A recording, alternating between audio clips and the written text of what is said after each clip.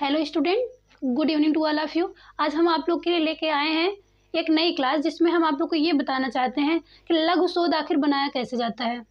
Fifth semester जो BA कर रहे हैं बच्चे या फिर बीएससी कर रहे हैं, जो भी प्रैक्टिकली सब्जेक्ट हैं उसमें जो दिए गए हैं उसमें ज़्यादातर रिसर्च दे दिया गया है। रिसर्च आखिर होता क्या है, कैसे किया जाता है। तो जिस प्रकार से पहले क्या था कि जो भी प्रैक्टिकल सब्जेक्ट था तो उसमें हमें एक प्रोजेक्ट फाइल तैयार करनी पड़ती थी, सेम वैसी ही प्रक्रिया है लेकिन उससे थोड़ा और ऊपर लेवल पे दे दिया गया है इस बार। क्या जो हमें पहले पोस्ट ग्रेजुएशन में पढ़ना पड़ता था, पढ़ने के बाद हमें रिसर्च करना पड़ता था, लघु शोध कहा जा रहा था। सेम वही कंडीशन अब की बार जो नए सिलेबस आए हैं उसमें फिफ्थ सेमेस्टर में दे दिया गया है कि लघु शोध बनाना है। तो हमें ये देखना है कि लघु शोध कैसे बनाया जा रहा है। तो बहुत सारे बच्चों का ये क्वेश्चन था कि हम लघु शोध को कैसे बनाएं, उसकी क्या प्रक्रियाएं हैं। तो बहुत सारे बच्चों को बनाने में समस्या आ रही थी और इसको बनाने से पूर्व हमें बहुत सारी बातों को ध्यान में रखना पड़ता है। और अगर इसमें थोड़ी भी कहीं गलतियां हो जाती हैं तो क्या होता है कि शायद यूनिवर्सिटी उसे रिजेक्ट भी कर सकती है, क्योंकि बिना उसके नंबर चढ़ाए यूनिवर्सिटी से जो प्रैक्टिकली सब्जेक्ट हैं उनके नंबर शायद कंप्लीट नहीं हो पाते हैं। तो इसके लिए हमें सबसे ज़्यादा इम्पोर्टेंट ये ध्यान में रखना है कि हम लघु शोध आखिर बनाएं कैसे, जिसमें कहीं भी किसी भी प्रकार की त्रुटियाँ ना हो। वैसे तो आप लोग को आगे चल के पढ़ना था, लेकिन आप लोग के लिए अच्छा ये है कि आप लोग जो चीज़ें पोस्ट ग्रेजुएशन में आप लोग करना चाहिए वो चीज़ें आप जो है ग्रेजुएशन लेवल पर ही कर ले रहे हैं। इसके लिए हम आप लोग को बताना चाहते हैं कि आखिर हम लघु शोध बनाएं तो कैसे बनाएं जिसमें किसी भी प्रकार की त्रुटियां ना हो। तो लघु शोध बनाने से पहले हमें एक चीज़ ये ध्यान में रखना पड़ता है कि आखिर लघु शोध करवा कौन रहा है, किस विद्यालय, कौन जो हमारा विद्यालय है वहाँ पे कौन करवा रहा है।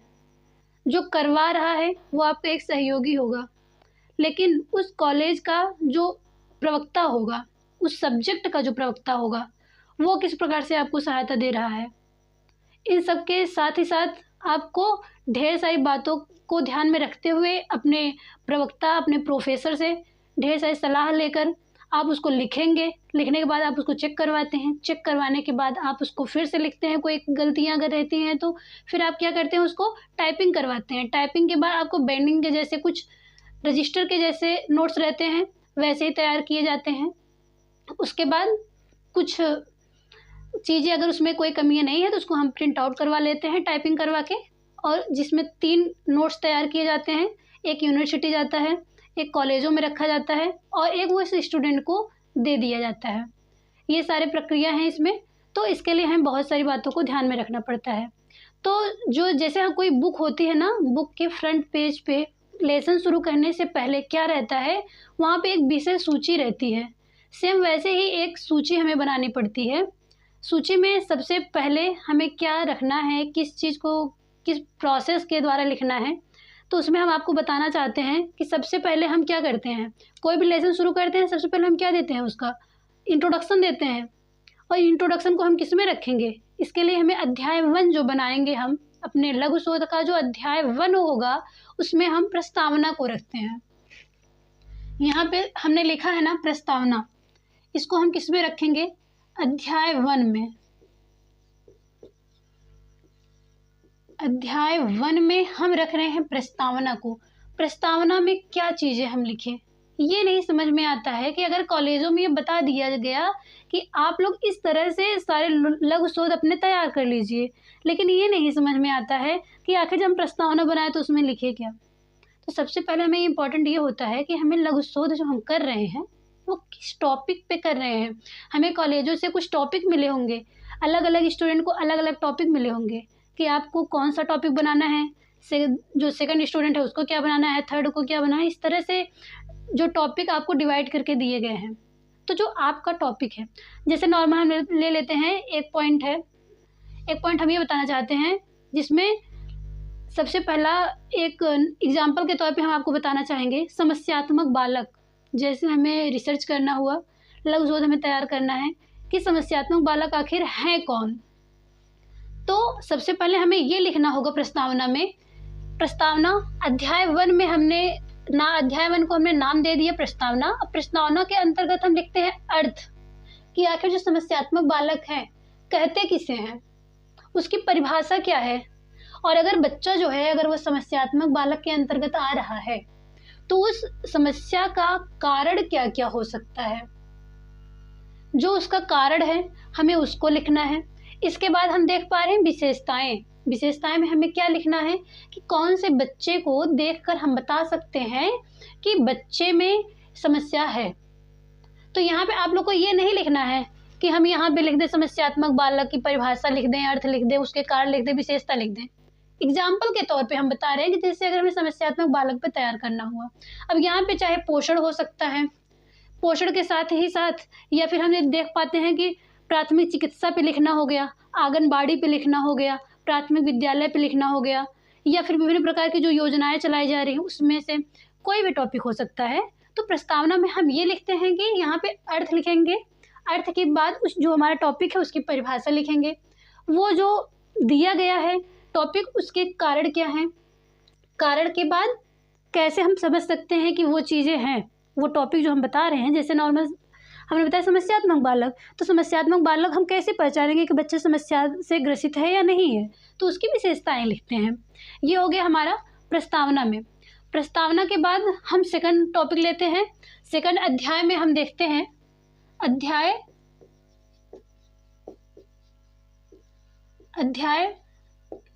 सेकंड जो है, इसमें हम देखते हैं कि साहित्य पुनरावलोकन। ये सारे हमारे टॉपिक जो हैं इसको हाईलाइट करके हम पेज पे लिखते हैं। जिस प्रकार से हमारे लेसन, जो हमारा बुक है जैसे लेसन के ऊपर लिखा होता है, सेम वैसे ही लिखना है। प्रस्तावना के बाद हम सेकंड अध्याय में लिखते हैं कि साहित्य पुनरावलोकन। अब नाम से नहीं समझ में आ रहा होगा आप लोगों को कि साहित्य पुनरावलोकन क्या है। तो जो हमारा टॉपिक है, जैसे हमने बताया कि समस्यात्मक बालक, तो हमें ये देखना है कि समस्यात्मक बालक पे कौन से मनोवैज्ञानिक ने कौन सी परिभाषा दी है, कैसे उन्होंने समस्यात्मक बालक के बारे में क्या क्या चीज़ें कही है। हमें देखना है, अगर हमें पोषण टॉपिक मिला है तो हमें ये देखना है कि हम जो पोषण दे रहे हैं, जिस पोषण पे हम अध्ययन कर रहे हैं, रिसर्च कर रहे हैं, शोध कर रहे हैं, उस पोषण में कोई भी पोषक तत्व अगर हम लेके अध्ययन कर रहे हैं तो कौन से साइंटिस्ट ने पोषण के बारे में क्या कहा है, किसने प्राथमिक विद्यालय के बारे में क्या कहा है, किसने प्राथमिक चिकित्सा के बारे में क्या है। जो भी टॉपिक हमारा होता है उसके बारे में कौन से मनोवैज्ञानिकों ने कौन सी किताबों में क्या चीज़ें लिखी गई हैं, उसके अनुसार, जैसे हम परिभाषा देते हैं ना कि जैसे क्रो एंड क्रो के अनुसार हो गया। इसके बाद हम देख पाते हैं इस प्रकार से बहुत सारे ऐसे मनोवैज्ञानिक हैं जिसके अनुसार हम देते रहते हैं कि इनके अनुसार ये परिभाषा है। सेम वही चीज़ें साहित्य पुनरावलोकन में हम ये चीज़ें लिखते हैं कि जो हमारा टॉपिक है उसके बारे में विभिन्न प्रकार के मनोवैज्ञानिक क्या कह रहे हैं।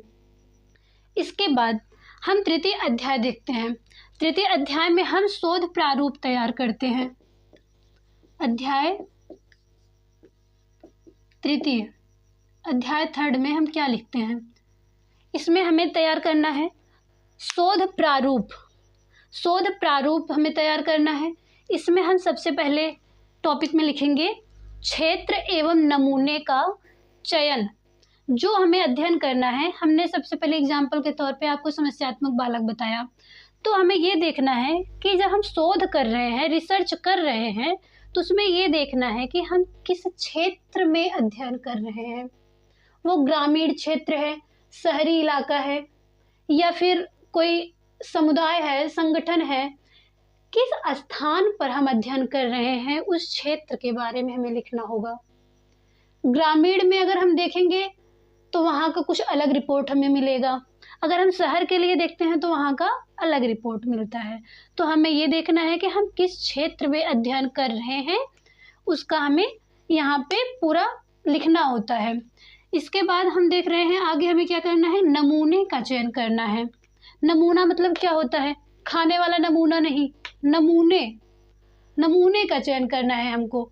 यहाँ पे देखना है सैंपल, जानते होंगे आप, कहीं दुकान पे जाते होंगे तो वहाँ देखते होंगे कि जो दुकानदार होता है आपको सैंपल दिखाता है। सैंपल में क्या दिखाता है, कुछ ये दिखाएगा आपको, जैसे आप कपड़े खरीद रहे हैं तो आपको कुछ सैंपल के तौर पे दिखाएगा कि आप लोग ये देख लीजिए, आपके ऊपर ये अच्छा लगेगा, ये अच्छा लगेगा, सारी चीज़ दिखाता है। फिर आपको बताना चाहता है कि ये जो सैंपल है आप इसको देख लीजिए, इसके बाद इसका जो मेन कंटेंट है हम उसको ले आके दिखाते हैं आपको, शायद वो आपको पसंद आ जाए। तो मतलब कोई भी चीज़ हमारे पास होती है उसके लिए जो हमें सिर्फ और सिर्फ एक रूपरेखा जैसे हम कह सकते हैं, एक सैंपल कह सकते हैं, नमूने की इंग्लिश सैंपल होती है, जो सैंपल के रूप में हमें मिल रहा हो। तो यहाँ पे नमूने में क्या करना है हमको, हमने यहाँ क्षेत्र को निश्चित कर लिया, किस क्षेत्र पे अध्ययन करना है, हमको शोध करना है।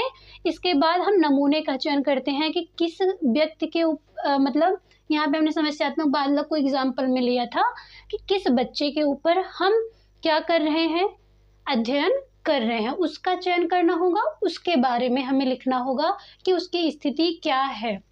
इसके बाद हम लिखते हैं सेकंड टॉपिक, इसी शोध प्रारूप के अंतर्गत सेकंड टॉपिक होता है विधि का चयन, कि किस विधि के द्वारा हम इन सब का चयन कर रहे हैं, वो विधियां लिखनी होंगी, किसके द्वारा हम विभिन्न प्रकार की चीज़ों को एकत्रित कर रहे हैं।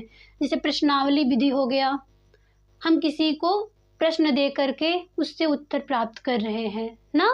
या फिर हम ये देख सकते हैं प्रश्नावली विधि के बाद साक्षात्कार विधि होता है, इंटरव्यू जिसको कहते हैं, कि हम किसी से डायरेक्ट कुछ क्वेश्चन पूछ रहे हैं, वो हमें आंसर दे रहा है, हम इस प्रकार से कर रहे हैं। या फिर प्रश्नावली विधि में हम उसको कुछ प्रश्न दे देते हैं, फिर वो हमें आंसर लिख के दे देता है। इसके बाद हम देखते हैं कि निरीक्षण विधियाँ होती हैं। निरीक्षण में क्या, हम खुद से जाके वो क्षेत्र को देखते हैं, मतलब इस प्रकार से रिसर्च की बहुत सारी विधियाँ होती हैं। तो वो आपके ऊपर डिपेंड है कि आप कौन सी विधि का प्रयोग कर रहे हैं। तो यहाँ उसी विधि का हमें क्या करना होता है, विधि का चयन करना होता है कि हम कौन सी विधि के द्वारा अपने शोध का पूरा मैटर, पूरा डेटा कलेक्ट करते हैं। इसके बाद हमें यहाँ पे तीसरे पॉइंट में लिखना है कि आंकड़ों का संग्रह। फिर हमने क्षेत्र का जो ये निर्धारण किया था, नमूने का चयन किया, विधि का चयन किया। विधि का चयन करने के बाद हम क्या करते हैं, आंकड़ों का संग्रह करते हैं, विभिन्न प्रकार के आंकड़े को तैयार करते हैं, प्राप्त करते हैं। हमने क्षेत्र तय किया, नमूने का चयन किया, किस विधि से हम शोध करना चाहते हैं उसका चयन किया। फिर इसमें हमें देखना है कि आंकड़ों का संग्रह, जो भी हमने मैटर कलेक्ट किया है उन सब चीज़ों को हम आंकड़ों के संग्रह में लिख लेते हैं।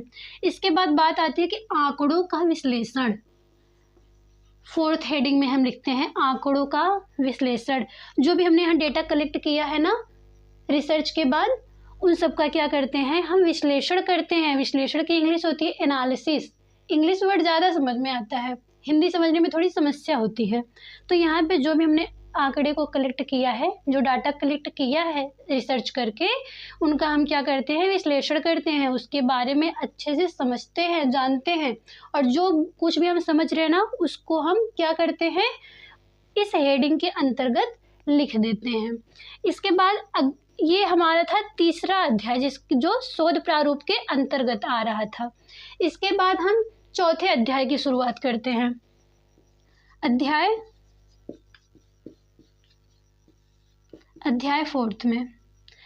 फोर्थ में हमें क्या लिखना है, निष्कर्ष एवं सुझाव।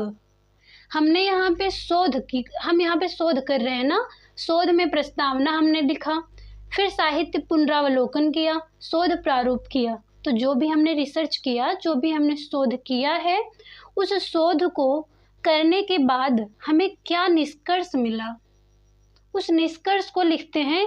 इसके बाद निष्कर्ष जब निकल जाता है तो हम अपने कुछ सुझाव व्यक्त करते हैं कि जो हमारा निष्कर्ष निकला है उसके लिए हम क्या सुझाव दे पा रहे हैं, कि वहाँ पे किस चीज़ों की आवश्यकता है या फिर किस चीज़ों की अधिकता है, किस मात्रा में क्या चीज़ें होनी चाहिए।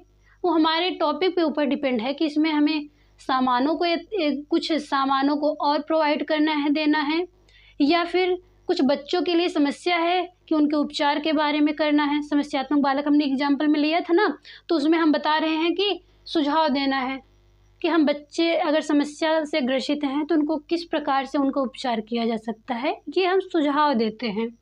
इसके बाद फोर्थ अध्याय हमारा कंप्लीट होता है। फिर आगे हम बात करते हैं अध्याय फिफ्थ की। अध्याय फिफ्थ में हम मूल्यांकन एवं सारांश। अध्याय फिफ्थ का नाम हम दे देते हैं मूल्यांकन एवं सारांश। हमने देखा जो हमने शोध किया, शोध करने के बाद हमने निष्कर्ष निकाल लिया है, फिर सुझाव दे दिया कि किस प्रकार से जो हमने रिसर्च किया है, अगर उसमें कुछ कमियां हैं तो उनको किस प्रकार से सही किया जा सकता है, सुधारा जा सकता है। इसके बाद है मूल्यांकन एवं सारांश। मूल्यांकन मीन्स क्या होता है? मूल्यों का अंकन करना, मापन करना। हमने जो भी ये शोध तैयार किया है, इस शोध का लास्ट में निष्कर्ष कैसे निकलता है। आप लोग को पढ़ाया जाता है ना, पढ़ाने के बाद लास्ट में परीक्षाएं की जाती हैं। परीक्षा कराने के बाद क्या किया जाता है, हमें एक निष्कर्ष प्राप्त होता है कि हमने क्या पढ़ा है, क्या नहीं पढ़ा है। लास्ट में हम उसका मूल्यांकन करते हैं। मूल्यांकन करके हमें ये पता चलता है कि हमने जो साल भर अपना टाइम वेस्ट किया है उसका क्या परिणाम मिला। वही चीज़ें हम करते हैं कि जो हमने शोध किया है इतनी सारी विधियों के साथ, तो उसमें हमें क्या इसका अंकन मिल रहा है। मूल्यांकन करने के बाद उसको हम पूरे सारांश को लिखते हैं कि उसका मेन कॉन्सेप्ट क्या निकल कर आ रहा है। इसके बाद लास्ट में हम एक हेडिंग बनाते हैं लास्ट पेज पर, परिशिष्ट। परिशिष्ट में हम ये चीज़ें लिखते हैं कि इसको पहले हम दो भागों में कर देते हैं, क और ख के रूप में। परिशिष्ट क में हम ऐसी वो चीज़ें लिखते हैं, सबसे पहले हम हेडिंग डाल देते हैं संदर्भ ग्रंथ सूची। संदर्भ ग्रंथ सूची में हमें ये लिखना होता है कि हमने अपने शोध को करते समय जो भी हमने मैटर कलेक्ट किया, चाहे वो अर्थ हो, परिभाषा हो, या फिर साहित्य पुनरावलोकन करते समय विभिन्न प्रकार के जो वैज्ञानिकों का नाम, मनोवैज्ञानिकों का नाम, या फिर विभिन्न प्रकार के जो समाज सुधारक होंगे जिनका भी आपने इसमें सहयोग लिया है, उन विभिन्न प्रकार की किताबों का नाम हम किस में लिखते हैं? संदर्भ ग्रंथ सूची के अंतर्गत लिखते हैं। संदर्भ ग्रंथ सूची के अंतर्गत लिखने के बाद हम क्या करते हैं, इसमें जो बुक है उसका नाम लिखेंगे और उस बुक को लिखा कौन है उसका नाम लिख देते हैं। इसके बाद हम ये देखना चाहते हैं कि कुछ लोगों के मन में ये विचार आ रहे होंगे कि अगर हमने वो मैटर बुक से कलेक्ट ही ना किया हो तब किसका नाम लिखेंगे। तो हमें ये देखना है कि हमारा टॉपिक क्या है। अगर हमने मैटर कहीं और से कलेक्ट किया है, प्राथमिक विद्यालय में हम जा रहे हैं, वहाँ से हमें रिपोर्ट तैयार करना है, हमारा टॉपिक है प्राथमिक विद्यालय, तो हम क्या करेंगे? तो यहाँ पे हमें ये लिखना होगा संदर्भ ग्रंथ सूची में कि हमने वहाँ पे जाने के बाद जो भी हमने रिपोर्ट तैयार किया, जो भी मैटर कलेक्ट किया, उसमें किसका सहयोग लिया है। वो सारी चीज़ों को हम संदर्भ ग्रंथ सूची के अंतर्गत रखते हैं। इसके बाद लास्ट में परिशिष्ट ख के अंतर्गत नेक्स्ट पेज पे हम प्रश्नावली लिखते हैं। इस प्रश्नावली में हमें ये लिखना होता है कि हमने जो भी शोध किया है उस शोध में किस प्रकार के प्रश्न बन रहे हैं। जो भी प्रश्न बनते हैं, और ये प्रश्नावली जो है विस्तृत रूप से नहीं बल्कि क्या की जाती है, ऑब्जेक्टिव रूप में, बहुविकल्पी रूप में प्रश्नों को लिखते हैं। हम इसमें से जो भी प्रश्न बनते हैं, जो भी हमारा टॉपिक होगा, जो मैटर हम इस आधार पर लिखेंगे, उसमें से जो प्रश्न बनेंगे वो प्रश्न को ऑब्जेक्टिव प्रश्न बनाना है, विस्तृत रूप से नहीं। तो उस प्रश्नावली को लिखेंगे, उसका आंसर क्या आएगा, जिस प्रकार से किताबों में हमारे एग्ज़ाम में दिया रहता है प्रश्न के बाद 4 ऑप्शन दिए होते हैं, उसमें से जो सही होता है उसको सही किया जाता है। सेम वही चीज़ें हम यहाँ पे प्रश्नावली के अंतर्गत लिखते हैं। हमें लगता है कि हम ये सारे कॉन्सेप्ट को आपको समझा पाए होंगे। तो इसको हमें लिखना है किसके अंतर्गत, जिस प्रकार से विषय सूची हमने बनाया, हमारे बुक में बनाया रहता है, सेम उसके अंतर्गत हम ये सारी चीज़ें लिखेंगे। फर्स्ट पेज पे जब हम शुरुआत करते हैं तो इस प्रकार से लिखते हैं, एक तरफ अध्याय लिखते हैं, दूसरी तरफ ये पूरा प्रारूप लिखा जाता है मध्य में। उसके बाद लास्ट इसके किनारे पे हमें ये लिखना होता है कि हम किस पेज से शुरुआत करके किस पेज के अंत तक ये जो मैटर हमने लिखा है किस पेज के अंत तक लिखा है, जिसको हम क्या कहते हैं, पृष्ठ संख्या कहते हैं। उस पृष्ठ संख्या को हम इसके जस्ट बगल बगल में लिख देते हैं। बुक सबके पास है, बुक में आप लोग देख सकते हैं कि विषय सूची किस प्रकार से लिखी जाती है। इन सब के बाद हम आप लोग को एक सैंपल के रूप में दिखाना चाहते हैं कि लघु शोध आखिर बनाया कैसे जाता है।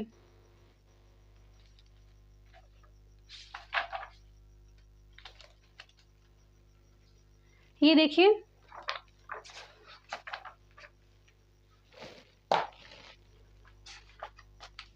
लघु शोध जब हम बनाते हैं तो लघु शोध में फर्स्ट पेज में हमें अपने कॉलेज का नाम और उस कॉलेज में कौन प्राचार्य हैं और कौन से हमारे प्रोफेसर हैं, प्रवक्ता हैं, जिन्होंने हमारे सब्जेक्ट को पढ़ाया है, लिखवाया है, जिनके अंतर्गत हम ये कार्य कर रहे हैं, जिनके सहयोग में, उनका नाम लिखते हैं। उसके बाद सेकंड पे हम आभारोक्ति लिखते हैं, आभार व्यक्त करते हैं कि हमारे महाविद्यालय में किनका सहयोग ले करके हम अपना कार्य पूरा किए हैं, उनके ऊपर आभार व्यक्त करते हैं कि हमें क्या करना है। आभार किस प्रकार से व्यक्त किया जाता है? जिस प्रकार से हम किसी कार्य को, अगर हमारा कोई कार्य कर देता है तो हम उसको धन्यवाद देते हैं, सेम वैसे ही हम अपने प्राचार्य को क्या करते हैं, धन्यवाद देते हैं और अपने महाविद्यालय को धन्यवाद देते हैं। और लास्ट में अपना नाम लिखा जाता है। नाम लिखने के बाद सेकंड पेज पे हम क्या करते हैं, विषयानुक्रमणिका लिखते हैं। यही है सेम जो हमने अभी आपको बताया कि विषय सूची के रूप में लिखते हैं। एक तरफ हम अध्याय लिखते हैं, सेकंड में क्या विवरण लिख रहे हैं, उसके बाद पृष्ठ संख्या। इस प्रकार से हम पूरा कॉलम तैयार करते हैं। इस कॉलम को तैयार करने के बाद सेकंड पेज से हम शुरुआत करते हैं। ठीक है, सेकंड पेज से हम शुरुआत करते हैं। प्रथम अध्याय में प्रस्तावना, शायद हम आप लोग को अच्छी तरह से दिखा पा रहे होंगे। इसके बाद सेकंड पेज से हम शुरुआत कर देते हैं प्रस्तावना का। प्रस्तावना के बाद जो भी हमारा मैटर है, जिस पेज तक जा रहा है, जिस भी पृष्ठ संख्या तक, इस प्रकार से हम लिखते जाते हैं। इस प्रकार से एक बार हम पूरा प्रारूप तैयार करते हैं, लिख लेते हैं। कहीं भी अगर कोई कमियां हैं तो उसको सुधार लेते हैं। फिर लास्ट में हम एक प्रिंट आउट तैयार करते हैं और इस प्रकार से अपना लघु शोध जो है तैयार करते हैं। इसके बाद अब वो आपके विद्यालय के ऊपर डिपेंड होता है कि वहाँ पे, या फिर आपकी यूनिवर्सिटी पे डिपेंड होता है कि वहाँ पे आप लोगों को किस प्रकार का शोध प्रारूप तैयार करके देना है। वो टाइपिंग करवा के जमा किया जाएगा या फिर नॉर्मली नोट्स के रूप में लिख करके जमा कर दिया जाएगा। अगर इसमें से कहीं पर भी कोई भी टॉपिक ना समझ में आया हो, कोई भी पॉइंट, तो आप लोग कमेंट बॉक्स में ज़रूर लिखिएगा। और अगर आगे आप लोग को पूरा लिखने में कोई समस्या हो तो आप लोग ज़रूर पूछिएगा। अगर आप लोग इसका स्क्रीनशॉट लेना चाहते हो तो ले सकते हैं। आई होप कि आप लोग स्क्रीनशॉट इसका ले लिए होंगे। अगर इस प्रकार से कोई भी आप लोग को समस्या हो लघु शोध को बनाने में, या फिर इस प्रकार से कोई भी ऐसा टॉपिक हो जिस पे आप लोग को ना समझ में आ रहा हो, तो आप लोग कमेंट बॉक्स में लिखिएगा, ज़रूर पूछिएगा। Thank you.